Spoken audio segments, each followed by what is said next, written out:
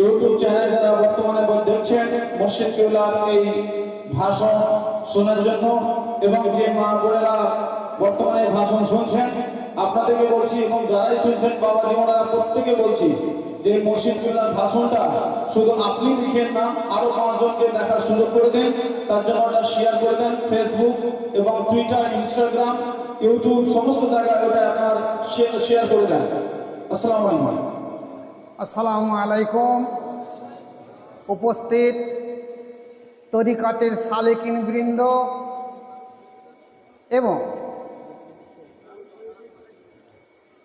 যারা এখানে উপস্থিত হতে পারেননি সেই সব ইমাম এবং ওয়াইজিন, এছাড়া যেসব মা বোনেরা আমার মুরিদ আছে বাংলা তথা ভারতবর্ষে, Bangladesh, Indonesia, America, Pakistan, Saudi Arab, Mecca, Medina, Dubai থেকে আরম্ভ করে তামাম বিশ্বে যেখানে যত আমার মুরিদ আছে, যারা আজকের এই লাইভ দেখছে, সবাই মা বোনদের এবং বাপ ভাইদের সবাইকে আমার সালাম। আসসালামু আলাইকুম ওয়া রাহমাতুল্লাহি ওয়া বারাকাতুহু। উপস্থিত সুধীমণ্ডলী, আপনারা জানেন আজ আমার আব্বার ওয়াফাত দিবস এবং খানকায়ে মোজাদ্দেদিয়া পূর্ব কাটালিয়া দরবার শরীফের বাৎসরিক ইসালে সওয়াব। এই প্রসঙ্গ নিয়ে আমি দুটো একটা কথা আপনাদের সামনে আলোচনা করব। যেহেতু সময় সংক্ষেপ, তারাবি রয়েছে, কোরআন শরীফে এসে বিসমিল্লাহির রহমানির রহিম, ওয়াল্লাযী বা'আসা ফিল উম্মিয়িনা রাসূলাম মিনহুম ইয়াতলু আলাইহিম আয়াতিহি ওয়া ইউযাক্কিহিম ওয়া ইউআল্লিমুহুমুল কিতাবা ওয়াল হিকমাতা ওয়া ইন কানা মিন ক্বাবলু লাফি যালালিম মুবিন। আল্লাহ পাক কি বললেন? যে আমি উম্মীদের ভিতর থেকে একজন নবী করে পাঠিয়েছি, যিনি তোমাদের কোরআনের আয়াত শিক্ষা দেবেন। ওয়াল্লাযী বা'আসা ফিল উম্মিয়িনা রাসূলাম মিনহুম ইয়াতলু আলাইহিম আয়াতিহি, তোমাদের কোরআনের আয়াত শিক্ষা দেবেন। ওয়া ইউযাক্কিহিম, আর নফসের তাজকিয়া করে দেবেন। ওয়া ইউআল্লিমুহুমুল কিতাবা, এবং কিতাব শিক্ষা দেবেন। আল হিকমাতা, এবং হিকমত শিক্ষা দেবেন। ওয়া ইন কানু মিন ক্বাবলু লাফি যালালিম মুবিন, আর তোমরা যা জানো না আমার সেই নবী সব তোমাদেরকে জানিয়ে দিয়ে দেবে। এখন আজকের এই প্রসঙ্গ নিয়ে আলোচনায় আসি যে আল্লাহ পাক বলেন আমি উম্মীদের ভিতর থেকে একজন নবী করে পাঠিয়েছি। এই উম্মীদের ভিতর থেকে বলতে অনেক ওলামারা এমন কথা বলেছেন উম্মী মানে রসুল নিরক্ষর, রসুল কিছু জানে না। না, উম্মী মানে এটা হবে যিনি লিখতে জানতেন কিন্তু লেখেননি, যিনি পড়তে জানেন কিন্তু পড়েননি, ইনি হলেন উম্মী। তা এই রসুল যিনি লিখতে জানেন লেখেননি এবং পড়তে জানেন পড়েননি, এই রসুল দুনিয়ায় এসেছে কি জন্যে? আমাদেরকে কোরআনের আয়াত শিক্ষা দেওয়ার জন্যে। আর কি? ওয়া ইউযাক্কিহিম, আর নফসের তাজকিয়া করে দেওয়ার জন্য। ওয়া ইউআল্লিমুহুমুল কিতাবা, আর কিতাব শিক্ষা দেওয়া, ওয়াল হিকমাতা, হিকমত শিক্ষা দেওয়া, আর আমরা যা জানি না সেগুলো জানিয়ে দেওয়া। এখন আসুন, এই যে নবী পাক সাল্লাল্লাহু আলাইহি ওয়াসাল্লাম আমাদের কাছে এসেছে আয়াত শিক্ষা দেওয়া, আজকের যে কোরআনের আয়াত শিক্ষা দেওয়া, এই আয়াত শিক্ষা দেওয়া ওলামারা সব মাদ্রাসা মসজিদে কোরআনের আয়াত শিক্ষা দিয়ে দিচ্ছে। কিন্তু সাহাবারা কোরআনের আয়াত শিখেছে রসুলের জবান দিয়ে, রসুলের কাছে শিখেছে। কিন্তু আজকের আমরা কি মসজিদে বা মাদ্রাসায় বা মক্তবে কোনো জায়গায় কোরআনের আয়াত, কোনো আলেম কোরআনের আয়াত শিক্ষা দিচ্ছে? নবী তো আর নেই, ঠিক আছে, আয়াত শিক্ষা দিচ্ছে। ওয়া ইউযাক্কিহিম, আর নফসের তাজকিয়া করে দেওয়ার জন্য নবী এসেছে। তার নফসের তাজকিয়া মানে কি? যে নফসের শুদ্ধতা করে দেওয়া। এই তাজকিয়া সম্পর্কে কোরআন শরীফে এসেছে কদ আফলাহা মান যাক্কাহা ওয়া যাকারা ইসমা রাব্বিহি ফাসাল্লা।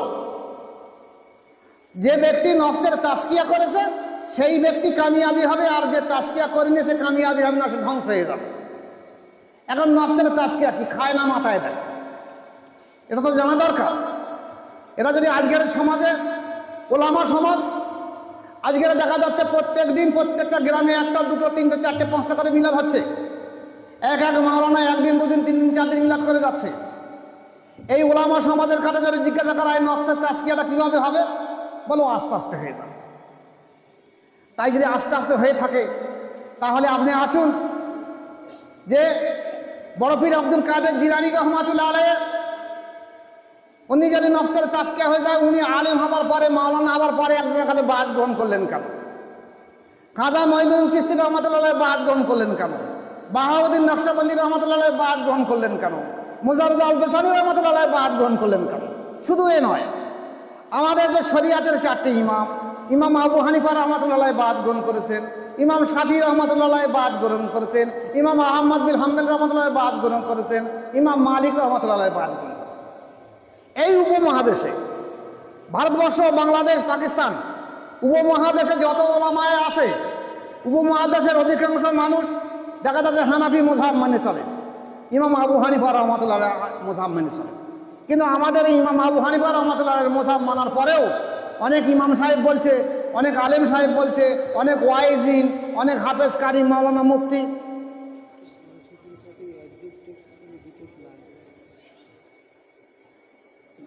কোথায় জিজ্ঞেস করার কোথায় আছে, অনেক হাফেজ কারি, মাওলানা মুফতি, তারা বলছে যে আমরা আজ বাদ হবো কেন?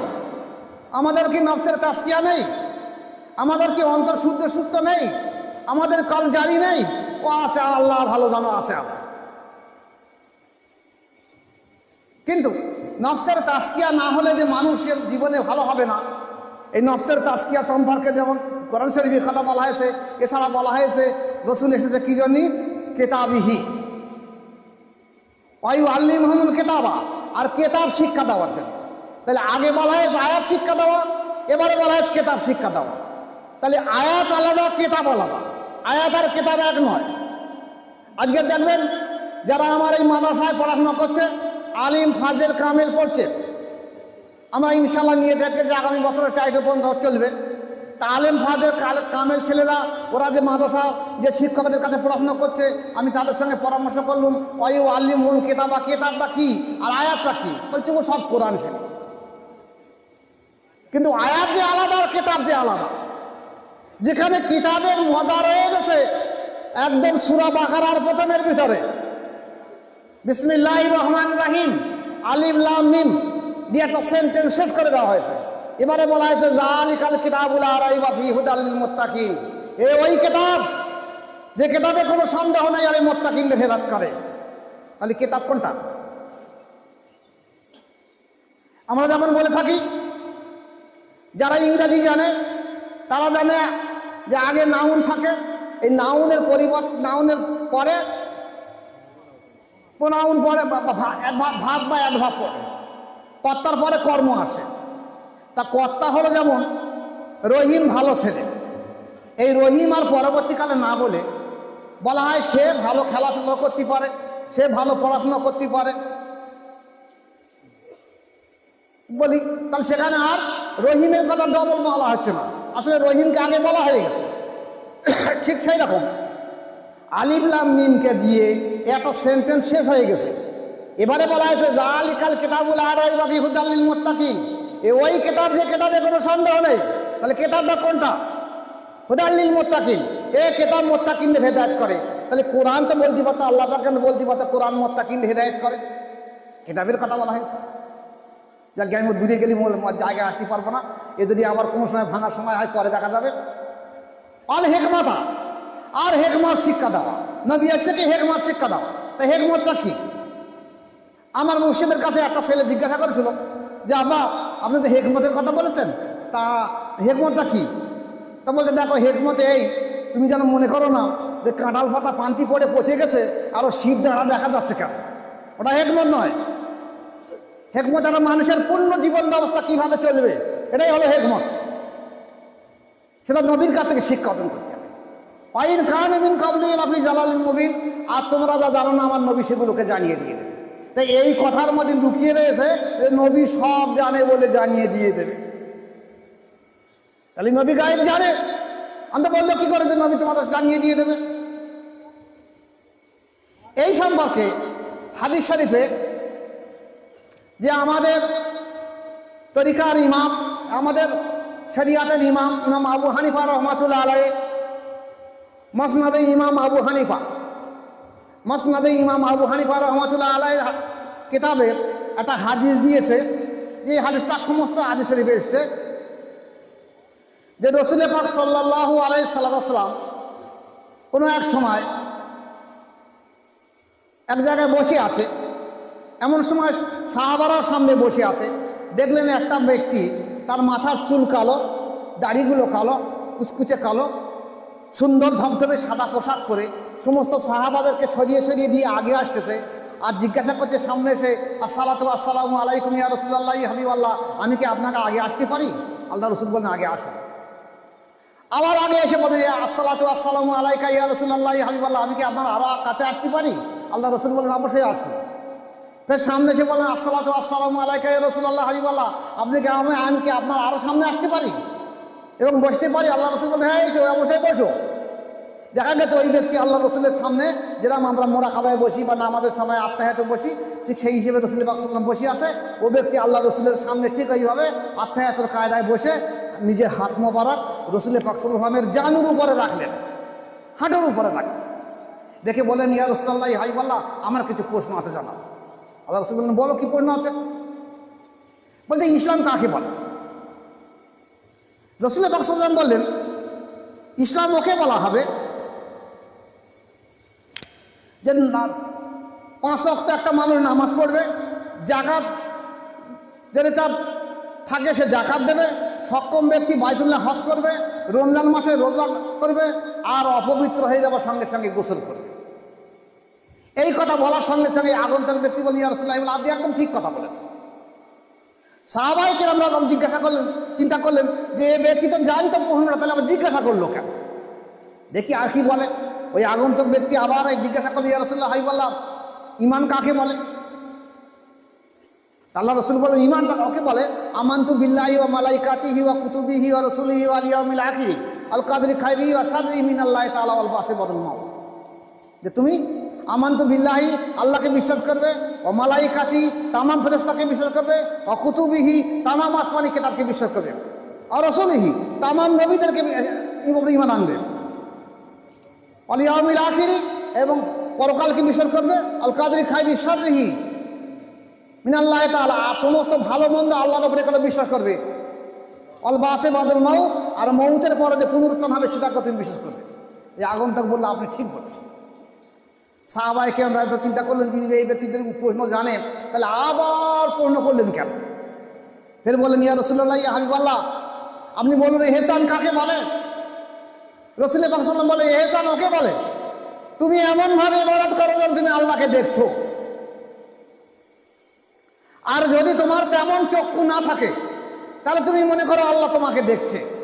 আল্লাহ রাসূল বললেন হ্যাঁ তুমি ঠিক বললেন, যে হ্যাঁ তুমি ঠিক বলছো। তাহলে দেখা গেছে আল্লাহ রসুল উনি বললেন যে আপনি ঠিক বলেছেন। সাহাবায়ে কেরাম বললেন যে তাহলে উনি তো জানতেন, তাহলে ফের জিজ্ঞাসা করলেন। এই ব্যক্তি ফের জিজ্ঞাসা ইয়া রাসূলুল্লাহ হাবিবুল্লাহ, এবারে বলুন কিয়ামত কবে হবে? আল্লাহ রসুল বললেন কিয়ামত আমার থেকে আপনি বেশি জানেন। অর্থাৎ যিনি প্রশ্ন করছে উনি বেশি জানে আমার থেকে। তা বলে তো ও একটু ইশারা ইঙ্গিত বলুন। আল্লাহ রসুল বললেন দেখো কিয়ামত তখনই হবে যখন দেখা যাবে একটা অশিক্ষিত অযোগ্য ব্যক্তি যে দেশের নেতা হবে, অশিক্ষিত অযোগ্য ব্যক্তি দেশের নেতা হবে, সংসারের মেয়েরা সংসারের কর্তা হবে, মোড়ল হবে, ইত্যাদি ইত্যাদি বহু কথা বললেন। তিনি বললেন ইয়া রাসূলুল্লাহ আপনি ঠিক বলেছেন, আমি আর বড় দিকে যাচ্ছি না। এই আগন্তুক ব্যক্তি আল্লাহ রসুলকে সালাম দিয়ে চলে গেলেন। সঙ্গে সঙ্গে ওমর রাদিয়াল্লাহু বলি ইয়া রাসূলুল্লাহ হাবিবুল্লাহ, এই আগন্তুক ব্যক্তি কে? হুজুর পাক সাল্লাল্লাহু আলাইহি ওয়াসাল্লাম বলেন চলে গেছে, ডাক করা। ফাঁকায় গিয়ে ওরা দেখে কোথায় খুঁজে পেলেন না। ফিরে এসে বলেন ইয়া রাসূলুল্লাহ তাকে তো দেখা গেল না। বলছেন উনি হলেন জিবরাইল আলাইহিস সালাম, তোমাদেরকে ইসলামের মূল বুনিয়াদগুলো শিক্ষা দেওয়ার জন্য এসেছে। আমার প্রশ্ন এই জায়গা নাই যে জিবরাইল আলাইহিস সালাম এসে আপনাদেরকে বলে আল্লাহ রসুলের সামনে সাহাবায়ে কিরামদের বলে যাচ্ছে যে এহসান, অর্থাৎ তুমি এমনভাবে ইবাদত করো যেন তুমি আল্লাহকে দেখছো। তাহলে আল্লাহকে তো দেখা যায় না, তাহলে কি কথা মিথ্যা কথা হবে? হাদিসটাকে মিথ্যা, এ তো হাদিসে জিবরাইল, তো অস্বীকার করা যাবে না। সরাসরি সাহাবাদের সামনে স্বীকার করছে। হ্যাঁ, আল্লাহ নবী এসেছে আল্লাহর পরিচয় করে দেওয়ার জন্য মানুষের কাছে। নবীদের কাজ হলো আল্লাহর পরিচয় করে দেওয়া। আজ নবী নেই, নবীর এই রিসালাত বহন করা, এই যে কোরআনের আয়াত শিক্ষা দেওয়া, এই যে হিকমত শিক্ষা দেওয়া, এই যে তাসকিয়া করা, আর যারা মানুষ যারা জানে না তার জানার জন্য একজন মানুষ কার কাছে যাবে, সেই নবীর ওয়ারিস। নবী দুনিয়ায় থেকে চলে গেছে, পর্দা নিয়েছে, আর উনি রেখে গেছে ওনার রেসালাত বহনকারী ব্যক্তি। নবুয়াতের অবস্থা ছিল 28 থেকে 30 বছর, এবং নবুয়াতের সম্মান দেওয়া হয়েছিল আবু বকর সিদ্দিক রাদিয়াল্লাহু আনহুকে, তারপরে বেলায়েতের সর্দার করে দেওয়া হলো আলী রাদিয়াল্লাহু আনহুকে। এই দুটো বেলায়েত এবং নবুয়াতের দুটো রেসালাতে একসঙ্গে আমাদের এই তরিকার মধ্যে বহে চলে এসেছে। এরপরে দেখা গেছে তাহলে একটা মানুষ কিভাবে অন্তঃশুদ্ধ তাসকিয়া হবে যদি আসতো নবী নেই। নবী নাই, নবীদের জমানায় তখন সাহাবারা তখন আল্লাহ নবীকে বলতো, নবী তখন আল্লাহর সঙ্গে পরিচয় করে দিয়ে, তাহলে আজকের আল্লাহকে পরিচয় করে দেবে, নবীকে পরিচয় করে দিয়ে দেবে কে? এ কি মসজিদের ইমাম সাহেব দিয়ে দেবে, না ওয়াইজিনরা দিয়ে দেবে? অধিকাংশ ওয়াইজিনরা নামাজ পড়ে না, বেশি দূর যেতে হবে না, আপনারা ভালো করে তদন্ত করে রাখবেন। অধিকাংশ ওয়াইজিনরা নামাজ পড়ে না, ওরা পয়সাতে মানুষ ঘুরে ঘুরে বেড়ায়। তাদের অন্তরে সুস্থ নেই, অন্তরে তাসকিয়া নেই, নফসের তাসকিয়া নেই, কলব জারি নেই। এই জন্য তারা দেখা যাচ্ছে আজকের পথ হারা গুমরাহি হয়ে গেছে। আর সাধারণ মানুষ মনে করছে যে আমরা কী হবে না হবে, কীভাবে চলবো, মানুষ কোথায় গেলে আমরা অন্তঃশুদ্ধ তাসকিয়া করতে পারবো, কীভাবে আল্লাহকে পাবো। এই আল্লাহকে পাওয়ার জন্যে পৃথিবীর যে 4টে তরিকা আছে, কাদেরিয়া, চিশতিয়া, নকশবন্দিয়া, মোজাদ্দেদিয়া, আমাদের তরিকা হলো তরিকায় মোজাদ্দেদিয়া। আমার পূর্ববর্তী বক্তা আলোচনা রাখছিলেন যে এই মোজাদ্দেদ তরিকা হলো মোজাদ্দেদ আলবেসানি রহমতুল্লাহের কাছে বড় পীর সাহেব, খাজা সাহেব, বাহাউদ্দিন নকশবন্দি সমস্ত তরিকার নেজবতগুলো মোজাদ্দেদ আলবেসানি রহমতুল্লাহকে দিয়েছেন। উনি সেই সমস্ত তরিকার নেজবতগুলো একটা একত্রিত করে ওনার সন্তান খাজা মাসুম রহমতুল্লাহকে দিয়েছেন, এবং সেই তরিকাটা হলো কাজ করে মোজাদ্দেদের তরিকা। সেই নেজবতে আজ আমরা রয়েছি। এমনই এক নেজবত যে এই যে মোজাদ্দেদ তরিকা, এমনই একটা নেজবত যে একটা মানুষের 1 সেকেন্ড থেকে 40 দিনের মধ্যে মোজাদ্দেদ জিন্দা হয়ে যায়, এবং লক্ষ লক্ষ মানুষ। আমরা এখানে বলে থাকি যে সুফি ফতে আলী ওয়াইসি রহমতুল্লাহ রসুল নামা, কিন্তু আমি জানি আমার মুরিদে হাজারে হাজারে মানুষ আল্লাহ রসুলের সঙ্গে জিয়ারত হয়েছে, হাজার হাজার মানুষ। তাহলে শুধু ফতে আলী ওয়াইসিকে বললে হবে? এখন আসুন, আমাদের এই বাংলার বুকে, এই মোজাদ্দেদ তরিকা এসেছিল মাসুম বিল্লাহ রহমতুল্লাহকে মোস্তফা মাদানী রহমতুল্লাহ, যার ফুরফুরা বাড়ি ছিল, মেদিনীপুরে যার মাজার আছে। আর মোজাদ্দেদ তরিকা মোজাদ্দেদ আলবেসানি রহমতুল্লাহর কাছ থেকে নকশবন্দি তরিকা এটা ছিল বর্ধমানে আব্দুল হামিদ বাঙালি রহমতুল্লাহর কাছে। এখন আমি এই তরিকার লাইনে এসে আমি মনে করেছিলাম, মনে হয় যে তরিকা বোধহয় একদম মুছে গেছে, কিন্তু না, তরিকা একদম মুছে যায়নি। রেসালাত কম হয়ে গেছে, দুর্বল হয়ে গেছে। আজ কাদেরিয়া আর চিশতিয়া তরিকা রেসালাত মেলানো যাচ্ছে না, কিন্তু নকশবন্দি মোজাদ্দেদি অর্থাৎ যেটা নকশবন্দি তরিকা, তার রেসালাত এখনো টুমটুম করে রয়েছে সারা বিশ্ব জুড়ে। কিন্তু জিন্দা হবে তো মোজাদ্দেদ তরিকা। মোজাদ্দেদ আলবেসানি রহমতুল্লাহ আলাইহি বলেছে যে আমার তরিকা কিয়ামত পর্যন্ত জিন্দা থাকবে, আমার তরিকায় কিয়ামত পর্যন্ত ওলি থাকবে, এবং আমার তরিকার কোনো অলিকে যদি অস্বীকার করে বেশক সে ব্যক্তি জাহান্নামী হয়ে যাবে, এবং দুনিয়ার বুকে সে ব্যক্তি কি হবে? অপদস্থ হয়ে তার দুনিয়া থেকে সে বিদায় নিয়ে যাবে। আমার এই জীবনে এই এত বছর তরিকার কাজ করার পর আমি দেখেছি যে যারা তরিকা এই মোজাদ্দেদ তরিকার সম্পর্কে বিরোধিতা করেছে, যারা অবজ্ঞা অস্বীকার করেছে, ব্যঙ্গ বিদ্রুপ করেছে, আল্লাহ তাদের দুনিয়ার মুখ থেকে এত বেইজ্জতি করে মেরেছে যে ভাষায় বলা যাবে না। কিন্তু আমরা দোয়া রাখি কি যে আল্লাহ পাক সমস্ত মানুষকে হেদায়েত করুক, সৎ পথে ফিরে আসুক। যে কথাটা বলছিলাম যে আমার বাংলার বুকে ফতে আলী, মোস্তফা মাদানী রহমতুল্লাহ আলাইহি আসার পরেও দেখা গেছে উনি রেসালাত রেখে গিয়েছিলেন, আমরা খুঁজে মেলাতে পারিনি। আব্দুল হামিদ বাঙালি রহমতুল্লাহ রেসালাত রেখে গিয়েছিলেন, আমরা খুঁজে মেলাতে পারিনি।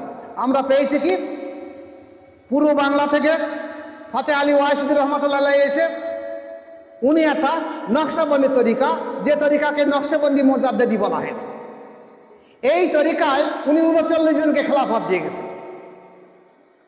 সেই 39 জনের মধ্যে আবু বকর সিদ্দিক রহমতুল্লাহ একজন, আরও 38 জন আছে। এখন আমি মনে করেছিলাম যে তরিকার তো আত্মকরণ নিসবত দেখছি না, যারা কাদরিয়া চিশতিয়া তরিকায় বায়াত গ্রহণ করেছে তাদের জিজ্ঞাসা করে দেখেছি, তুমি কলবে কি আল্লাহর জিকির অনুভব হয়? বলছে আমি বলতে পারবো না, ও আল্লাহ ভালো জানে। বহু মানুষের কথা বলছে। কিন্তু যখন আমাদের এই মোজাদ্দেদিয়া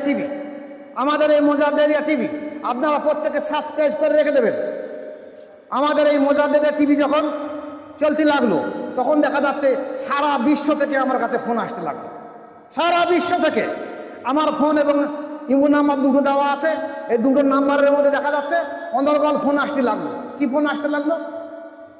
যে সুফি ফতে আলী ওয়াইসিদি রহমতুল্লাহ এত বড় হাস্তি বুজুর্গ ছিল যে আমিও বুঝতে পারিনি।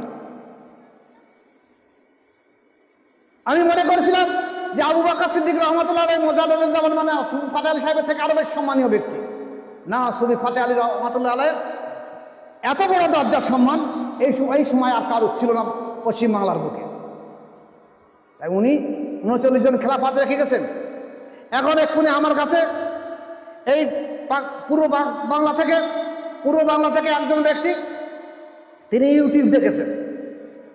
ইউটিউব দেখে উনি দেখলেন এই তো উনিও কিন্তু এই সুফি ফতে আলী সাহেবের প্রথম খলিফা না দ্বিতীয় খলিফা ফুরফুরা শরীফে কি নাম, গোলাম সামদানি সাহেবের রেসালাত থেকে ওনাকে কলবের কিছু অনুভূতি এসেছিল, কিন্তু আর সেখানে রেসালাত নেই। তাই উনি চিন্তা করলেন যে 26 বছর ধরে চিন্তা ভাবনা করতেন কোথায় যাই। তারপর দেখা গেল আমাদের ইউটিউব দেখার সঙ্গে সঙ্গে ওনার অন্তরের অনুভূতি তীব্র থেকে তীব্র করতে পারতে লাগলো। তখন উনি ছুটে এখানে এসে বাদ গ্রহণ করে এখন আমার খানকা শরীফে আছেন উনি। গত পরশুদিন এই পাশে আছেন, গত পরশুদিন উনি এখানে বসে আছেন। ঠিক সেই সময় দেখা আছে বাংলাদেশের দুটো পীর সাহেব, তারা দুজন হলো ওয়াজিদ আলী রহমতুল্লাহ আলাইহি, ফতে আলী সাহেবের খলিফা, 19 নম্বর খলিফা 23 নম্বর খলিফা ওয়াজিদ আলী রহমতুল্লাহ আলাইহি সিলসিলা বরাবর। তারা দুটো পীর সাহেব, তাদের মুরিদ মোতাকিদ আছে। তারা বলছে যে আমাদের মামা, একজন বলছে আমার মামা হুজুর, আমার মামা আপনার ইউটিউবটা আমাদের মোবাইলে সাবস্ক্রাইব করে দিয়ে দিচ্ছে। এখন আমাদের বলছে ছড়া লতিফা জিন্দা করা, তো আমাদের কলব এখানে, রু এখানে, সের এখানে, খতি এখানে, আত্মা এখানে, নফস এখানে, কিন্তু আমাদের কলবা একটু ঘুটঘুট করে, কখনো বুঝি না। এইবার আমাদের সুলতান নাজগাত সবক দেয় না, ফানাফের সাহেব সবক দেয় না, ফানাফের রসুল সবক দেয় না, একেবারে আগ্রা দিয়ে দিচ্ছে। তাছাড়া আমরা কিছু বুঝতে পারিনি। আমার মামা আমাকে বললে এই ইউটিউবটা দেখো।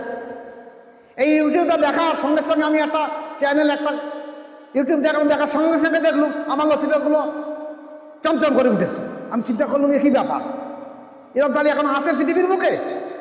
তা আমার কাছে ফোন করে বলে হুজুর আল্লাহ যদি আমার দুটো পাখনা দিত পাখির মতন, তাহলে আমি উড়ে চলে যেতাম হিন্দুস্তানের বুকে। আমার অন্তর এমন চাচ্ছে যে আমি আর সহ্য করতে পারছি না, আপনার আমাকে মোবাইলে ফোন করে বায়াত করে দিয়ে দেন। আমি মোবাইলে বসে গত পরশুদিন ওখানে বসে বায়াত করে দিয়ে দিলাম। বায়াত করার কারণে বলছে হুজুর আপনি একটুখানি আপনার চেহারাটা দেখবো, আপনি একটু ইমুতি আপনার চেহারাটা দেখতে চাই। আমার বড় ছেলে পাশে থাকলে আমি বললাম এই ইমুতি দাও, ওটার নাম্বার এটা। দুজনের সামনে আসলো, আসার পরে আমি বললাম আপনারা তো বাংলাদেশে আছেন, আমার ইউটিউব তিনিও দেখছে এখন। আমি বললাম আপনি কলবে ছবিটা, তার ছবি সামনে রাখলাম, বড় মোবাইলের সামনে রেখে ছবিটা সামনে রাখলাম, তার ছবি। আমি বললাম আপনি আপনার কলবে দেখে খেয়াল করুন। আমি আমার সারা আঙুল এখান থেকে এই ছবির মাধ্যম দিয়ে তার কলবের দিকে খেয়াল করার সঙ্গে সঙ্গে সে ব্যক্তি বলছে আমার কলব জারি হয়ে গেছে।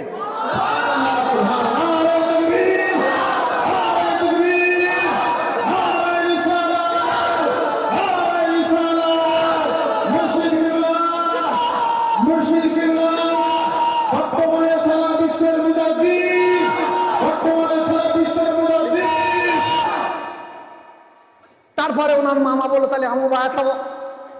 উনিও ঠিক ছবির সামনে আসলেন, ওনাকে আমি বললাম ছবিটা দিয়ে ওনার তাহলে আমি সারা আঙুল ঠেকিয়ে বললাম আপনি সবকে খেয়াল করুন।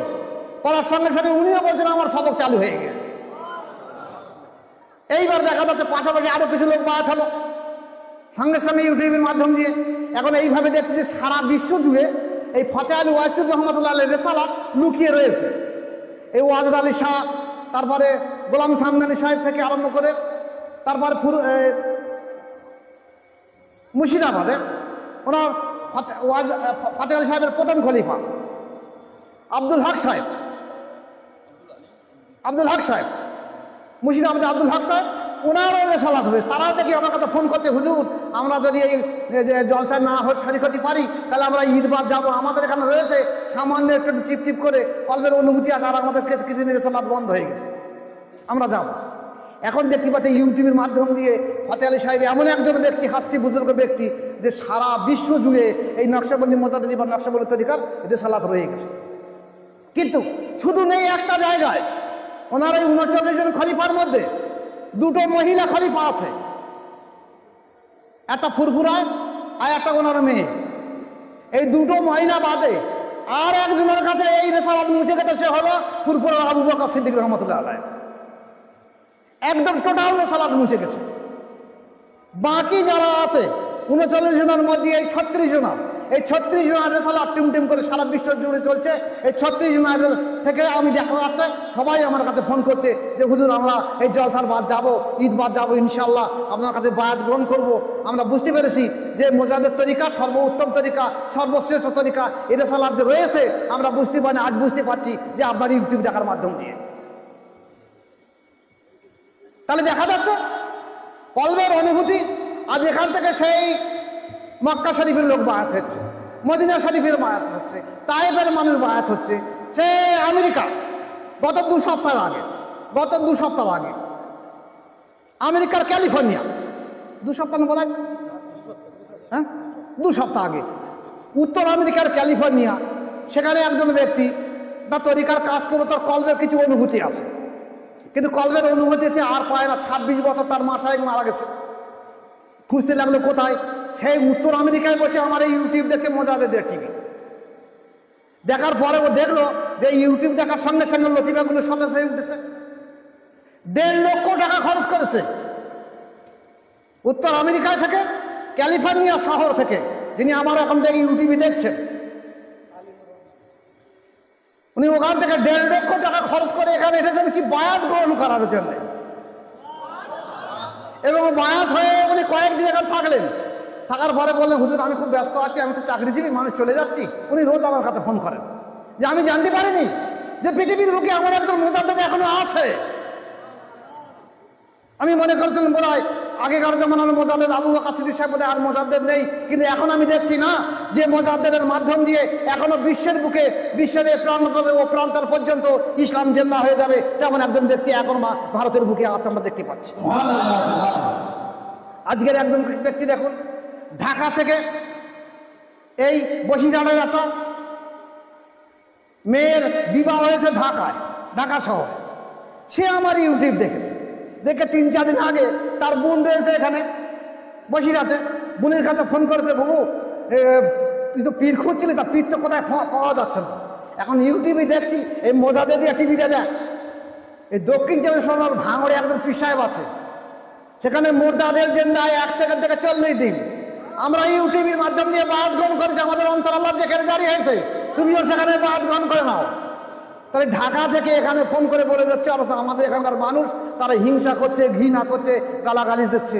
এই মালা বক্স সাহেব বলতো যে পীর মানে না গায়ে, আর পীর মানে না মায়ে, আর পীর মানে না গরু, আর পীর মানে না জোর।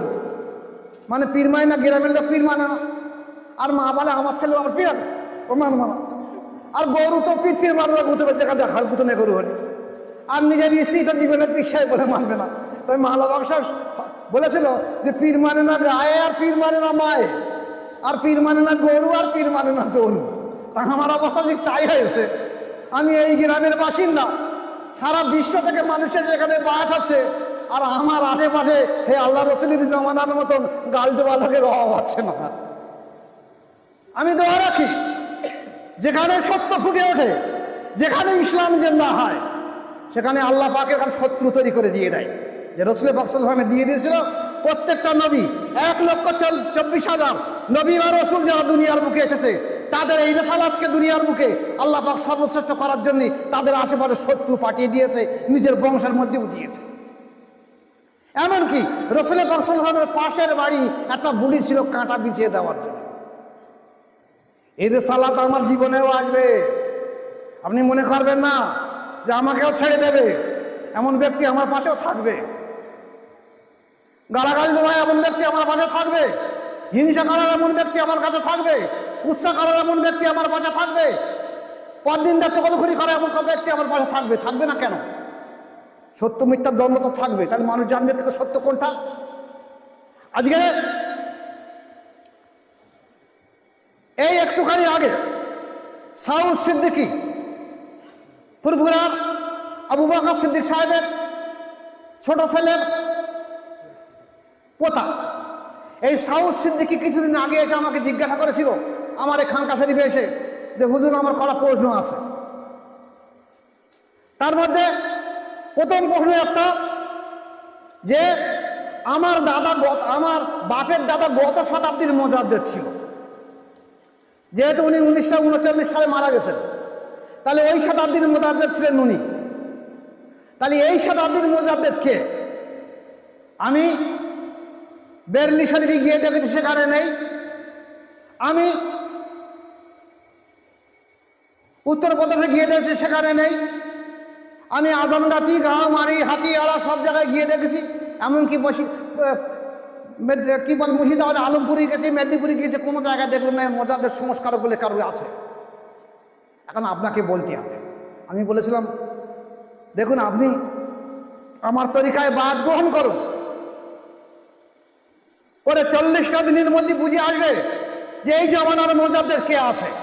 আমি যদি বলি আপনি মানবেন?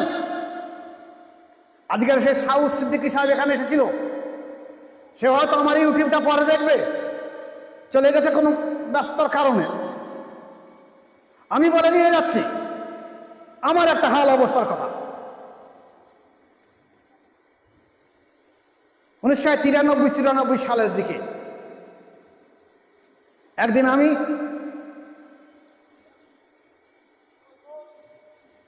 জজবার অবস্থায় বসে আছি, সেই অবস্থায় দেখলাম রাসূল পাক সাল্লাল্লাহু আলাইহি ওয়াসাল্লাম আসলেন এবং ফুরফুরার আবু বকর সিদ্দিক রহমতুল্লাহ আসলেন। ফুরফুরার আবু বকর সিদ্দিক সাহেবের সঙ্গে আমার খুব সম্পর্ক, খুব মহব্বত, বসিরহাট রুহুল আমিন সাহেবের সঙ্গে খুব মহব্বত। কারণ বলে না সেই মানুষে যে মানুষ চেনে আর কৃষি কি চেনে, তা আল্লাহর ওলিদের সঙ্গে ওলিদের সম্পর্ক কলবের সম্পর্ক। তা আবু বকর সিদ্দিক রহমতুল্লাহ আলাইহি এসে আমার কাছে বললেন, একটা সোনার মতন মুকুট নিয়ে আসলেন, এসে বললেন হুজুর গত শতাব্দীর মুজাদ্দিদ আমি ছিলাম, আমার দ্বারা ইসলামের সংস্কার হয়েছে, আমার তো সময় শেষ হয়ে গেছে, কিন্তু এই শতাব্দীর মুজাদ্দিদ রাসূল পাক সাল্লাল্লাহু আলাইহি সাল্লাম এবং আল্লাহ পাক এই উপাধি আপনার মাথায় এই মুকুট পরিয়ে দেওয়ার জন্য আমাকে পাঠিয়ে দিয়ে দিয়েছে।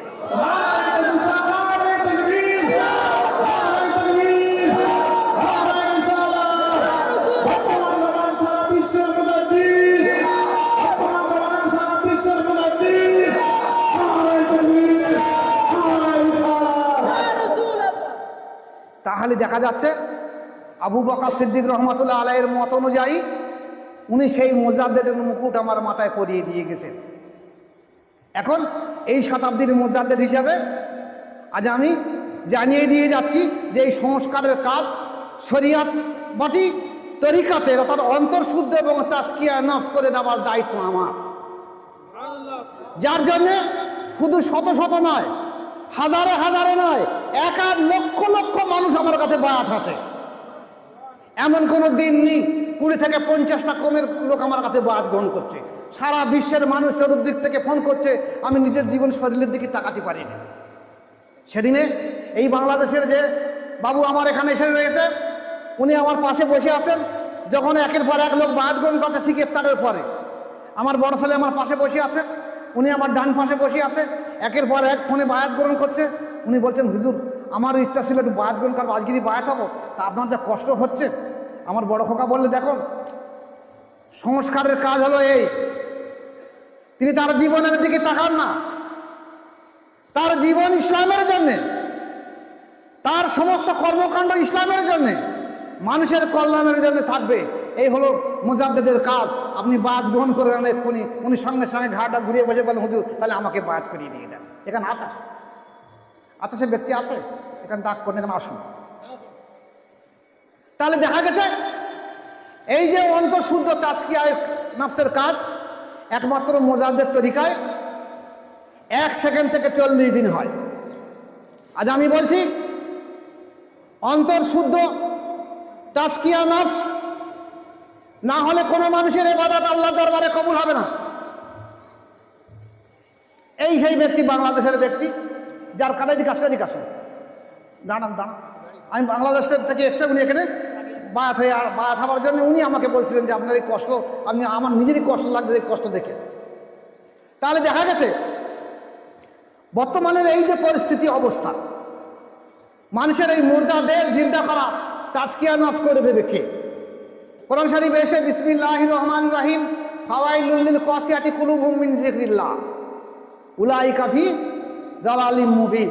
ফাওয়াইলুল লিল কাসিয়াতি কুলুবুহুম মিন যিকরিল্লাহ, আল্লাহ পাক বলছে যে ব্যক্তির অন্তর আল্লাহর জিকিরে জারি নেই, বেশক সে ব্যক্তি ধ্বংস হয়ে গেছে, ধ্বংস হয়ে যাবে, সে ধ্বংস হয়ে গেছে। ফাওয়াইলুল লিল কাসিয়াতি কুলুবুহুম মিন যিকরিল্লাহ উলাইকা ফি দালালিম মুবিন, আর সে প্রকাশ্য গোমরাহি রয়েছে। তাহলে একটা মানুষের যদি অন্তর আল্লাহ জিকিরে জারি না হয়, আল্লাহ বলছে সে প্রকাশ্য গোমরাহি, সে ধ্বংস হয়ে গেছে, জাহান্নামী হয়ে গেছে। আর এখন দেখা যাচ্ছে অধিকাংশ মসজিদের ইমাম সাহেব, অধিকাংশ ওয়াইজিন বলছে যে অন্তরে এমনি এমনি জিকিরে জারি হয়ে যায়, অনেক হাফেজ সাহেব বলছে অন্তরে এমনি এমনি জিকিরে জারি হয়ে যায়। এত সহজ? তাহলে বড় পীর সাহেবের মতন লোক বায়াত হয়? আমাদের ইমাম সাহেব ইমামে আবু হানিফা রাহমাতুল্লাহ আলাইহি, উনি বিরাট বড় আলেম ছিলেন, যে পৃথিবীর বিষয়ে সব থেকে বড় শ্রেষ্ঠ আলেম উনি, যার জন্য নাম হয়েছে ইমামে আজম, বড় ইমাম। এই ইমাম আবু হানিফা রাহমাতুল্লাহ আলাইহি বলছে যে আমি জীবনের 2 বছর আমি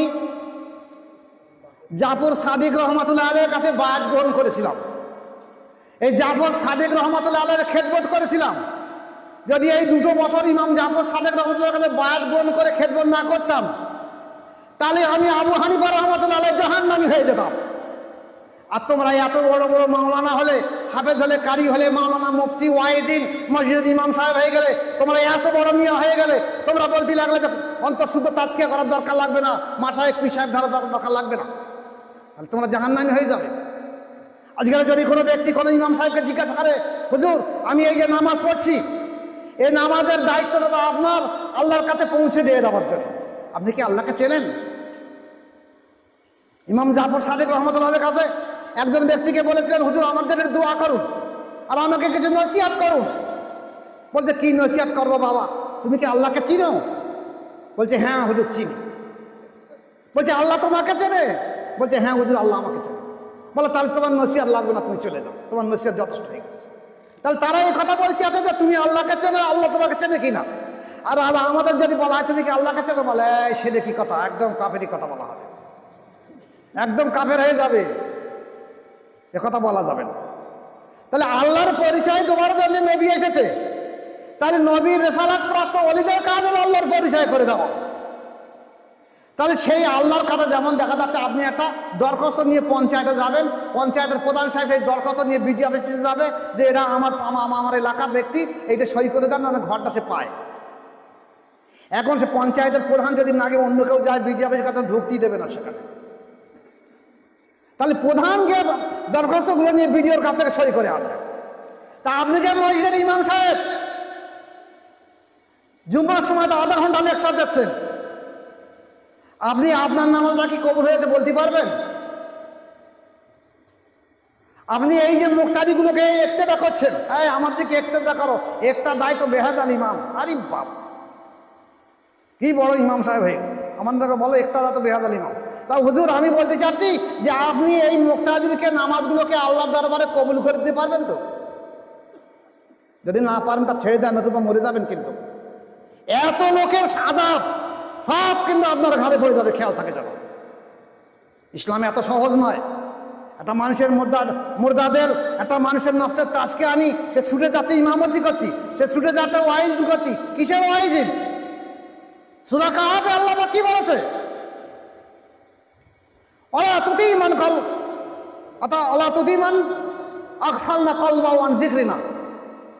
যার কলব আমার জিকির করে না, তোমরা তার কথা শুনে না, সে পথভ্রষ্ট গোমরাহী। তাহলে আমাদের দেখতে হবে একটা ওয়াইজিন যদি আমি আনি, সেই ওয়াইজিনের অন্তর আল্লাহ জিকির করে কিনা দেখতে হবে। একটা ইমাম আনি, দেখতে হবে তার অন্তর জিকির করে কিনা করে। আজ থেকে 200 থেকে 500 বছর আগে প্রত্যেকটা ইমাম এবং ওয়াইজিনের অন্তর আল্লাহ জিকিরে জারি ছিল, তারা বায়াত গ্রহণ করত। আজ থেকে 200-250 বছর আগে মানুষ যদি বায়াত না হতো, বলতো ওর সঙ্গে ছেলে মেয়ের বিয়ে দেওয়া যাবে, কুটুম্বিতে করা যাবে না, ও তো পথভ্রষ্ট গোমরাহী। আর আজকের 200 বছর মধ্যে ওয়াহাবি মতাদর্শ মানুষকে এমনভাবে ঘেরাও করে ফেলেছে যে মানুষ এখন বলে যাচ্ছে ও বায়াত হয়েছে, ওর সঙ্গে কুটুম্বিতে করা যাবে না, কারণ ও বায়াত হয়েছে, ও ইমানদার হয়েছে, মুসলমান হয়েছে। আরে আমরা তো বেঈমান কাফের, আমরা আমার বেঈমান কাফের সঙ্গে কুটুম্বিতে করবো, আত্মীয়তা করবো, মেয়ে বেঁধে দেবো, জামাই করবো। আমি মুসলমান মানুষই কুটুম্বিতে করবো কেন? বলে সেই কি মানুষই মানুষের নিয়ে আর কিসে কি চেনে, আর বলবো না আমি। এখন সেই অবস্থা ঘটে গেছে। তাই আমার অনুরোধ, যারা লাইভ দেখছেন, যারা এই মুজাদ্দিরা টিভি দেখবেন, তাদেরকে আমি হাত জোড় করে নয়, পায়ে ধরে অনুরোধ করে দিচ্ছি, বাপ ভাইরা এবং মা বোনেরা, এখনো সময় আছে। অন্তত অন্তরটা আল্লাহ জিকিরে জারি করে আর নফসের তাজকিয়া করে দুনিয়া থেকে চলে যান। কমসে কম অন্তত আমাদের তরিকায় যেমন এসে কলরুসের কবি আকবর সুলতান নাজগার। সুলতান নাজগার মানে ছোট্ট একটা অলি, 6 নম্বরে গেলে 7 নম্বরে ছোট একটা অলি। সুলতান নাজগার মানে ছোট অলি। তারপর ফানা পেশায় শায়েখের সঙ্গে তার ফানা হবে, তারপর ফানা বে রসুল, রসুলের সঙ্গে ফানা হবে, তারপর ফানা বিল্লাহ, আল্লাহর সঙ্গে তার ফানা হবে। না, এই পর্যন্ত করে যদি সে মরতে পারে, তার পক্ষে খুব সহজ হয়ে যাবে। যেখানে বড় পীর আব্দুল কাদের জিলানী সিররুল আসরাফ কিতাবে লিখেছে, এখন আলেমদের বললে বলবো সব জাল হাদিস, সব জাল হাদিস, সব জাল হাদিস। তা জাল হাদিস কি তুমি দেখে এসেছো নাকি? তুমি সেই পিরিয়ডে দেখে এসেছো? হ্যাঁ, হাদিস যারা লিখেছে আর তাদের থেকে এই ওলিয়া উলিয়ারা হাদিসগুলো এক জায়গায় করে সংকলন করে যা তোমরা বলো জাল হাদিস। আর সেই আলেমদের দিকে আমি আঙুল ইশারা করে বলছি যে এই উপমহাদেশের অধিকাংশ আলেম মানত হানাফি মযহাবের মধ্যেই। ইমাম আবু হানিফা রাহমাতুল্লাহের 4টে কিতাব জিজ্ঞাসা করবেন আলেমদের, যাই আবু হানিফা রাহমাতুল্লাহের মতপাত মানেন, তা আবু হানিফা রাহমাতুল্লাহ 4টে কিতাবের নাম বলেন দেখে হুজুর, ব্যাস হুজুরের তলা পরিষ্কার হয়ে যাবে। হুজুর আবু হানিফা রাহমাতুল্লাহ 4টে কিতাবের নাম বলেন যিনি বায়াত গ্রহণ করেছেন। আপনি বায়াত হবেন না মানে কোথায় বসেছেন শব্দ নেই?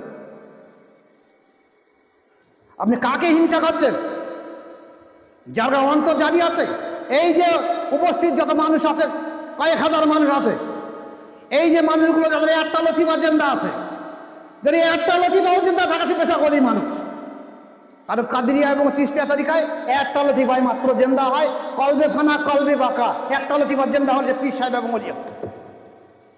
আমার কাছে এখন লক্ষ লক্ষ মানুষ আছে, কিন্তু আমি তাদের পীর সাহেব বলতে নেই, তাদের গুরুত্ব দেয় না। কেন?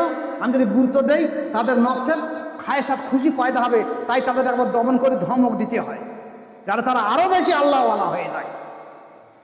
এই সিররুল আসরার কিতাবে বড় পীর আব্দুল কাদের জিলানী রহমাতুল্লাহ বলছে, যেসব আলেম ওলামারা বলছে যে বায়াত গ্রহণ করতে তো হবে না, এমনি এমনি হয়ে যাবে, আমি সেই আলেম ওলামাদের দিকে ইশারা করে বলছি, সেই হাফেজ, কারি, মাওলানা, মুফতি, ওয়াইজিন এবং মসজিদের ইমামদের দিকে ইশারা করে বলছি, সিররুল আসরার কিতাবটা দেখে নেবেন, বড় পিসাবের কিতাব।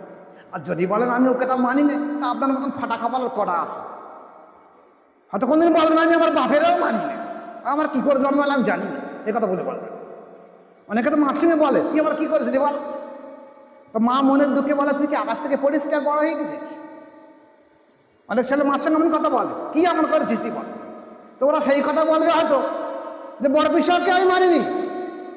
বড় পীর আব্দুল কাদের জিলানী রহমাতুল্লাহ কিতাবের হাওলা দিয়ে দিয়েছে, হাদিস দিয়ে দিয়েছে যে যখন একটা মানুষকে আমাদের এখান থেকে উত্তর দক্ষিণ মুখ শুয়ে দেওয়া হবে, যখন শুয়ে দেওয়া হবে, যখন মন কান নাকি তাকে জিজ্ঞাসা করতে আসবে, সওয়াল জবাবে আসবে মান্দাব্যকা দান্যকা নাবিয়কা। এই যে ব্যক্তি যদি তার অন্তর আল্লাহ জেকেরে জারি থাকে একটা লতিফা পর্যন্ত, সেই ব্যক্তিকে কবরে শুয়ে যাওয়ার সঙ্গে সঙ্গে বড় পীর আব্দুল কাদের জিলানী রহমাতুল্লাহ আলাইহি বলছে, ওরে এক পাশে তার মুর্শিদ কেবলা রুহানি ভাবে হাজির থাকবে, আর এক পাশে স্বয়ং রাসূল পাক সাল্লাল্লাহু আলাইহি ওয়াসাল্লাম হাজির থাকবে। এই দুই ব্যক্তি তাকে কবরের মধ্যে আধ্যাত্মিক ফায়েজ দিয়ে, এই রুহানি ফায়েজ, যে ফায়েজ আমি এখানে বসে রয়েছি তামাম উপমহাদেশ তামাম বিশ্ব জুড়ে যেখানে আমার যত মুরিদ আছে, যারাই আমার ইউটিউব দেখছে, যারাই আমার লাইভ দেখছে, তারা সেখানে বসে সবকে খেয়াল করে দেখবে যে তাদের সবক চমচম করে চলছে। তা এই দুইজন মহান ব্যক্তি, একজন আল্লাহ রসুল আর একজন তার মুর্শিদ, দুই দিকে থেকে তাকে আধ্যাত্মিক ফায়েজ দিয়ে দেবে এবং উনি বললেন যে কিয়ামতের ময়দানে এই ব্যক্তি আশিক আলিম এবং আবেদ হয়ে উঠবে। আর যদি হাদিস দিয়েছে, আর যদি সে ব্যক্তির কোনো মাশায়েখ বা মুর্শিদ না থাকে, কোনো পীর না থাকে, তার যদি অন্তর জিন্দা না থাকে, সে যদি ভালো পীরের কাছে বায়াত না হয়ে থাকে, তাহলে ওর কাবারে কিচ্ছু জুড়বে না, ও জাহান্নামী হয়ে যাবে। ওর কাছে রসুলও যাবে না, ওর কাছে কোনো মুর্শিদও পাবে না। তাই আমি হাত জোড় করে অনুরোধ করে বলছি, মা বোনেরা এবং বাপ ভাইরা, এখনো সময় আছে, এখনো সময় আছে। আবার বলে দিয়ে দিচ্ছি, যারা বায়াত গ্রহণ করেছেন তারা কাজ করুন, টেনে কাজ করুন, আর যারা বায়াত আনলেন তারা বায়াত হয়ে কমসে কমে একটা লতিফা জেন্দা করুন। তাদের কথা শুনবেন না। অনেক হাজি সাহেব, গাজী সাহেব, অনেক পীর সাহেব আছে, বাংলার বুকে বহু পীর সাহেব আছে, বিরাট একেবারে সার্টিফিকেটে দাঁড়িয়ে তিনি কেবলা জিন্দাবাদ। তাকে জিজ্ঞাসা করে দেখবেন যে হুজুর আপনি তো বহু বায়াত কাটান বহুদিন ধরে, তা কটা মানুষের কল চিন্তা কাটাতে পেরেছেন? বলছে ওসব এখন হয় না, ও আগেকার জামানায় হতো। তাহলে পীর সাহেব হয়েছে কি জন্য? আবু বকর সিদ্দিক রহমাতুল্লাহ আলাইহি ফতেহ আলী সাহেবের কাছে বায়াত গ্রহণ করতে পারে, রুহুল রহমাতুল্লাহ আলাইহি আবু বকর সিদ্দিক রহমাতুল্লাহ কাছে বায়াত গ্রহণ করতে পারে। আর তোমরা বায়াতের এই দুটো মহা সাধক, দুজন ব্যক্তি, উনিও বায়াতে ওনার অন্তর জেকেরে জারি রয়েছে, ইনিও বায়াতে এনার অন্তর জেকেরে জারি রয়েছে। যদি কোনো জিন্দাদালি মানুষ ওই মাজারের পাশে গিয়ে জিয়ারাত করে, তাহলে দেখতে পাবে যে ওনাদের যে অন্তর জিন্দা আছে। আর যাদের নেই তারা কিচ্ছু বুঝতে পারবে না। তাই আমার একান্ত অনুরোধ, যেহেতু তারাবির সময়, এরপরে তারাবি হবে, আমি আলোচনা ছোট করে দিয়ে দিচ্ছি। আপনারা প্রত্যেকে যে যেখানে পারেন, 4টে তরিকা আছে, তার মধ্যে মোজাদের তরিকা সর্বশ্রেষ্ঠ সর্বোত্তম তরিকা বর্তমান জমানার পক্ষে। কারণ তরিকায় রিয়া কম থাকে, যেটা আল্লাহ রাসূল সাল্লাল্লাহু আলাইহি ওয়াসাল্লাম বলেছেন যে সর্বোত্তম সর্বশ্রেষ্ঠ তরিকা মোজাদের তরিকা। এতে কোনো রিয়া আসে না, এতে জলি জেকের নয়, খফি জেকের, কলবি জেকের। এবং বলা হয়েছে রুলামি সাহেবের তরিকার দর্পণের ভিতরে যে মোজাদের তরিকা এমন একটা তরিকা, কাল কিয়ামতের ময়দানে যখন মানুষ হাজির হবে, তখন আল্লাহ পাক এই দুই ফেরেশতাকে বলবেন, বলো এই ব্যক্তিটার আমল নামা কিছু আছে কি? দুই ফেরেশতা বলবেন, না আমরা জানি, সব লিখেছি, আমরা কিছু বাদ দেয়নি। তখন আল্লাহ পাক বলবেন, না এর আরো আমল আছে, যে আমল তোমরা জানো না সে আমি জানি, একমাত্র সঙ্গে গুপ্ত জেকের। হাদিস শরীফে এসে এই গুপ্ত জেকের বা কলবি জেকের শব্দ এই ফেরেশতারা জানতে পারে না। আর এ সব 70 থেকে 700 গুণ বেশি। আর এ সব আল্লাহ পাক কাল কিয়ামতের ময়দানে নিজে হাতে দান করে দিয়ে দেবেন। তাহলে এমন একটা তরিকা, যে তরিকা এসেছে, এই তরিকায় চেষ্টা করবেন আর সবাই বায়াত গ্রহণ করে। যদি আমার থেকে আরও ভালো মাশায়েখ পেয়ে যান, বায়াত গ্রহণ করার অসুবিধা আমার কাছে কিচ্ছু নেই। আমি চাই প্রত্যেকটা মানুষ আল্লাহওয়ালা হোক, আল্লাহর ওলি হোক, প্রত্যেকটা মানুষ ইমান নিয়ে মরে যাক, এবং সবাই যেন আল্লাহ সবাইকে যেন ইমানদার করে দুনিয়া থেকে বিদায় তুলে নেয়। আমি এই দোয়া রাখি। যারা আমার শত্রু, বিশেষ করে তাদের জন্য আমি বেশি পরিমাণ দোয়া রাখি।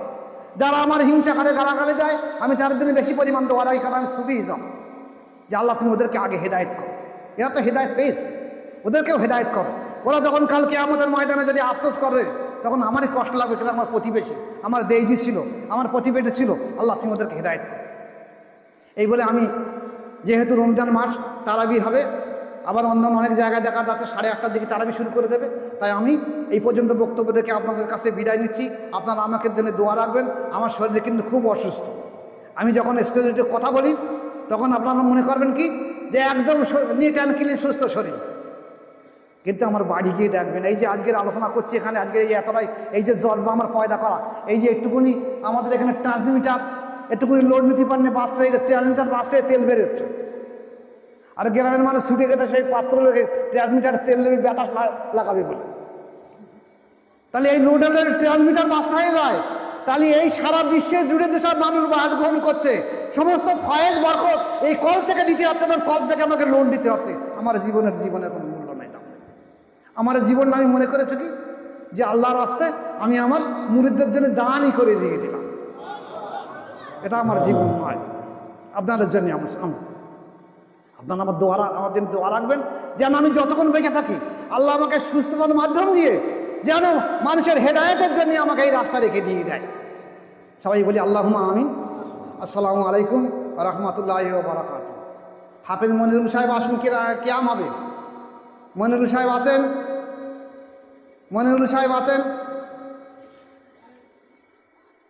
তাহলে কাকে দোয়া করে দিয়ে দেবো? মনিরুল সাহেব আসুন। তা কি আমরা করে দেবো নাকি? হ্যাঁ, 5 মিনিট ছোট করে বলতে কি আমরা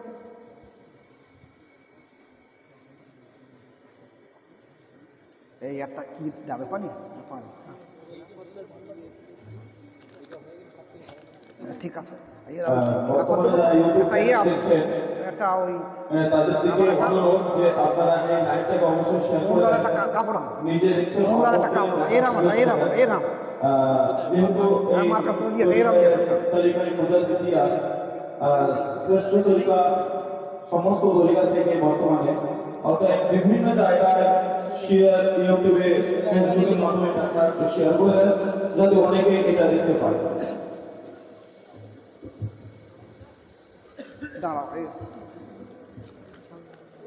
মাওলানা শামসুদ্দিন সাহেব যেখানে আছেন এখানে আসুন। মাওলানা শামসুদ্দিন সাহেব আসুন। আচ্ছা, বড় খোকা কই? বড় খোকা কোথায় আছে?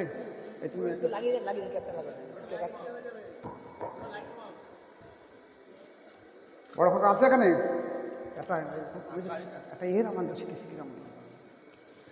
আচ্ছা, এবছরে খানকায়ে মোজাদ্দেদিয়া পূর্ব কাটালে হইতে এবছরে একজনকে খেলাফত দিয়ে দেওয়া হচ্ছে। এই প্রাপকের নাম হলো মাওলানা মোহাম্মদ শামসুদ্দিন মোল্লা, পিতা মৃত হাজী মোহাম্মদ আব্দুল আজিজ মোল্লা, গ্রাম মাসপুকুর, পোস্ট অফিস বিন্দাখালী, থানা বারুইপুর, জেলা দক্ষিণ 24 পরগনা, পশ্চিমবাংলা, ভারত। প্রিয় বৎস, 14 তারিখে আপনাকে খানকায়ে মোজাদ্দেদিয়া পূর্ব কাটালিয়া দরবার শরীফ হইতে মোজাদ্দেদ তরিকার খাস নিসবত অনুযায়ী পূর্ণ খেলাফত দান করা হইল। আপনি শরিয়াত ও সুন্নতের পায়রবি করিয়া স্বার্থহীনভাবে দিনের কাজে আত্মনিয়োগ করবেন। তাকওয়া ও পরেশগারির উপর প্রতিষ্ঠিত হওয়া, পথহারা, দুনিয়াদার, নফসপরস্ত ব্যক্তিগণের তরিকায় দাখিল করা বা বায়াত করার অনুমতি দেওয়া হলো। আমি এমন এক গুরুভার আপনার উপর অর্পণ করিলাম, তা বলাই বাহুল্য। মানুষের উপর পাহাড় চাপায়া দিলেও হয়তো তাহার পক্ষে বহন করা সম্ভব, কিন্তু ইহা এমনই একটা গুরুত্বপূর্ণ ভার যা আল্লাহ পাকের সাহায্য ব্যতীত বহন করা অসম্ভব। আমি আল্লাহ পাকের নিকট আপনাকে শপথ করলাম, আল্লাহ পাক একমাত্র সাহায্যকারী। আমিন সুম্মা আমিন। আসসালাম। খানকায়ে মোজাদ্দেদিয়া পূর্ব কাটালিয়া এসছেন? এনেছো? এনেছো? ঠিক আছে, কি কই আসছে?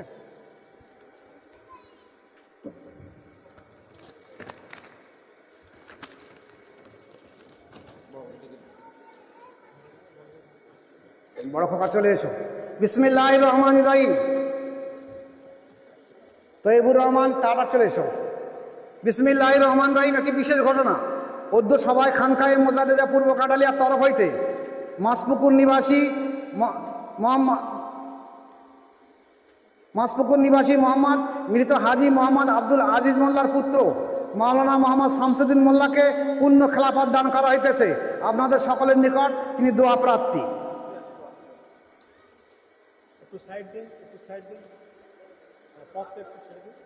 কে আসছে? আচ্ছা, তৈবুর রহমান, আলহাজ তৈবুর রহমান সাহেব আসছেন?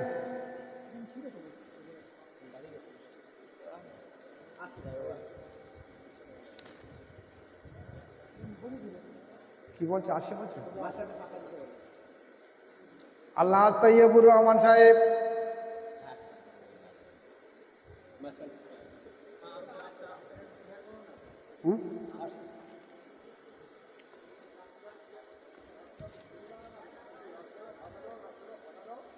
এখন আমি প্রত্যেকটা মুরিদকে যারা কেলাপাত দিয়ে দেই, আমার একটা পোশাক বস্ত্র তাকে দিয়ে দেই। এখন মাওলানা সাহেবের বড় শখ যে আব্বা আমার পোশাকের থেকে আপনি এক কাজ করুন, আপনি হজপাকে গিয়েছেন, আপনার এহরাম আমাকে একটা দেন, আমি ওইটা জীবন সঙ্গিনী করে রেখে দেবো এবং আমার মৃত্যুর সময় আমি ওসিয়াত করে যাব যেন আমার মৃত্যুর সময় এই এহরাম দিয়ে অবশ্যই আমাকে দাফন করে দিয়ে দেয়। তাই সেই এহরাম দিয়ে দাও। আমার ঘুরিদের বড় ছেলে ডক্টর মোহাম্মদ আহমদুল্লাহ সাহেব এবং আমার বড় জামাতা আলহাজ তৈবুর রহমান সাহেব, মেজর ছেলে মোহাম্মদ আহসানুল্লাহ, ছোট ছেলে আছে আছে ছোট কোকা কই ছোট আছে, তাকে এই যে আমার এহরাম তাকে পরিয়ে দিয়ে দিয়েছে। আপনারা দোয়া করুন, তিনি আপনাদের কাছে দোয়া প্রার্থী যে আল্লাহ যেন তাকে এই তরিকার উপরে পূর্ণভাবে টিকে রেখে দেয়। নারে তাকবীর, নারে তাকবীর, নারে রিসালাত, নারে রিসালাত। ইয়া নবী সালাম আলাইকা, ইয়া রাসূল সালাম আলাইকা, ইয়া হাবিব সালাম আলাইকা, সালাওয়াতুল্লাহ আলাইকা, ইয়া রাসূলুল্লাহ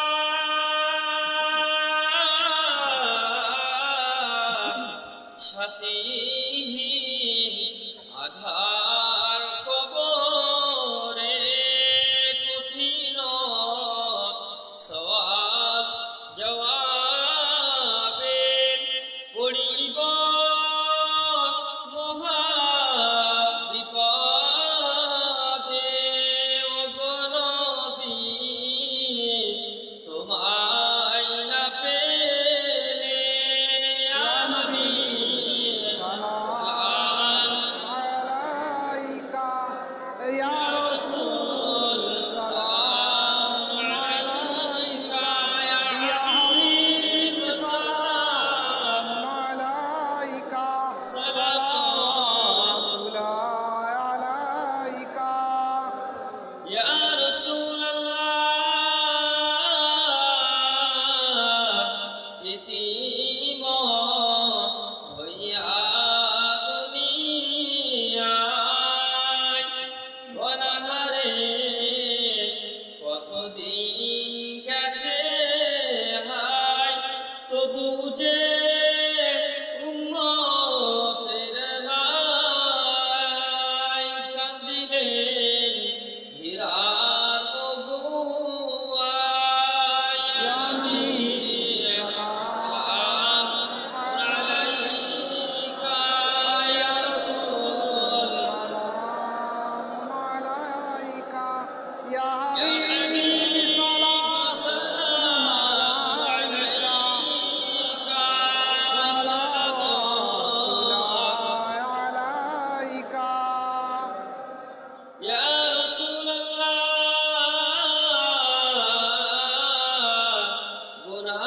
গুনাহগার উম্মত কতবার নবী গো দিকে বারে বার, জীবনের শুধু একটি বার পেতে চাই তোমার ওই দিদারে। আমি সালাম আলাইকা, ইয়া রাসূল সালাম আলাইকা ইয়া ইয়া হাবিব হাবিব সালাম আলাইকা, সালাওয়াতুল্লাহ আলাইকা। বালাগালুলা বিকামালিহি কাসাফাত জা বিজামালিহি হাসানাতে জামিউ কিসালিহি সাল্লু আলাইহি ওয়া আলিহি। বিসমিল্লাহ সহ সূরা ফাতিহা একবার, সূরা ইখলাস 3 বার।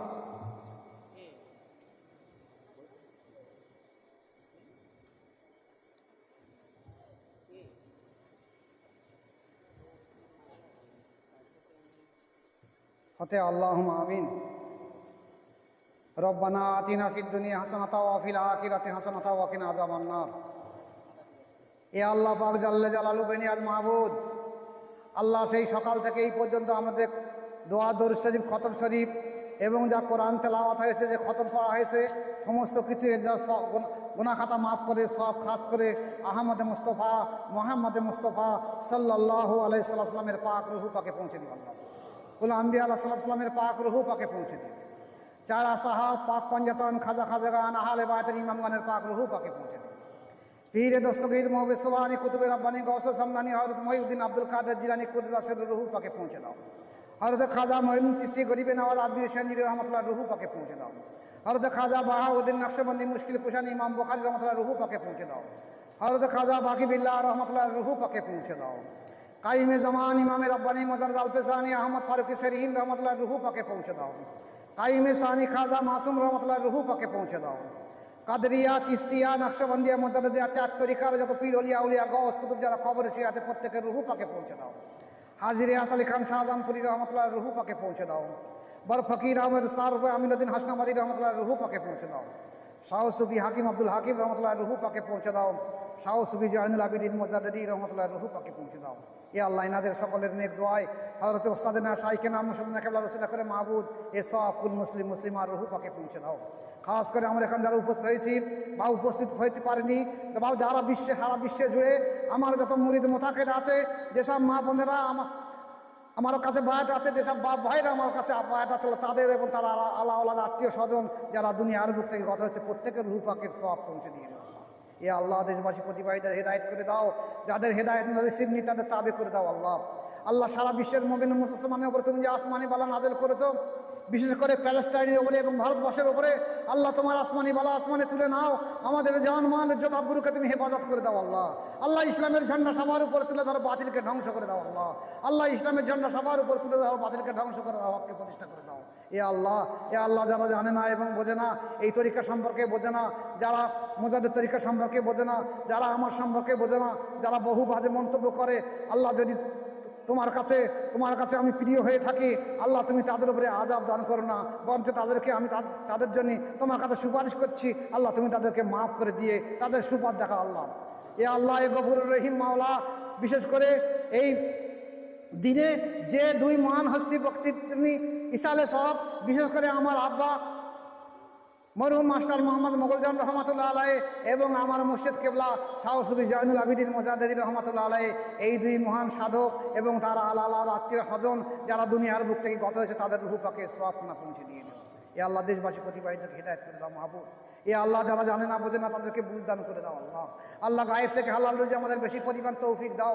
যাদের রুজির সংস্থান আছে তাদের গায়েব থেকে হালাল রুজির সংস্থান বাড়িয়ে দাও, আর যাদের রুজির সংস্থান নেই তাদের গায়েব থেকে একটা রুজির সংস্থান করে দাও মাহবুব। এ আল্লাহ এ গফুরুর রহিম মাওলা, আল্লাহ যারা পথভ্রষ্ট গুমরাহী মানুষ তাদেরকে তুমি হেদায়েতের পথে দাখিল করে দাও মাহবুব। এ আল্লাহ যারা অন্তরের জিকিরের জারি হওয়ার এখনো দেরি হচ্ছে, আল্লাহ তুমি গায়েব থেকে মদত করে তাদের অন্তরকে দ্রুত জিকিরে জারি করে দিয়ে দাও মাহবুব। এ আল্লাহ প্রত্যেকটা মানুষকে অন্তর জিকিরে জারি করে, আমার মুরিদকে প্রত্যেকটা মুরিদকে অন্তর জিকিরে জারি করে দিয়ে অন্তর দুনিয়া থেকে তুলে নিই মাহবুব। এ আল্লাহ এ গফুরুর রহিম মাওলা, কাল কিয়ামতের ময়দানে যদি আমার মুরিদরা সুপারিশ না পায়, এ আল্লাহ পাক আমার এই কষ্টের সব থেকে দুঃখের সময় থাকবে আল্লাহ, সে সময় আমি তোমার কাছে খাস করে দোয়া করছি। আল্লাহ আমার যেখানে যত মুরিদ মোতাকেদ বায়াত গ্রহণ করেছে, ইমানের সঙ্গে আমাকে মুর্শিদ বলে মেনেছে, আল্লাহ প্রত্যেককে তুমি জান্নাত নসিব করে দিও মাহবুব। সুবহান রাব্বিকা রাব্বিল ইজ্জাতি আম্মা ইয়াসিফুন, সালামুন আলাল মুরসালিন, আলহামদুলিল্লাহি রাব্বিল আলামিন, বিরহমাতিকা ইয়া আরহামার রাহিমিন, বারাক লা ইলাহা ইল্লাল্লাহু মুহাম্মাদুর রাসূলুল্লাহ সাল্লাল্লাহু আলাইহি ওয়াসাল্লাম। যারা এই অনুষ্ঠানটা পরিচালনা করেছেন, যারা সহযোগিতা করেছেন, প্রত্যেককে ধন্যবাদ দেওয়া আমার পক্ষে সম্ভব নয়। আমি দোয়া রাখি যে উদ্দেশ্য নিয়ে করেছেন আল্লাহ পাক তাদের সেই উদ্দেশ্যটাকে কবুল করুক, তাদেরকে জান্নাত নসিব করুক।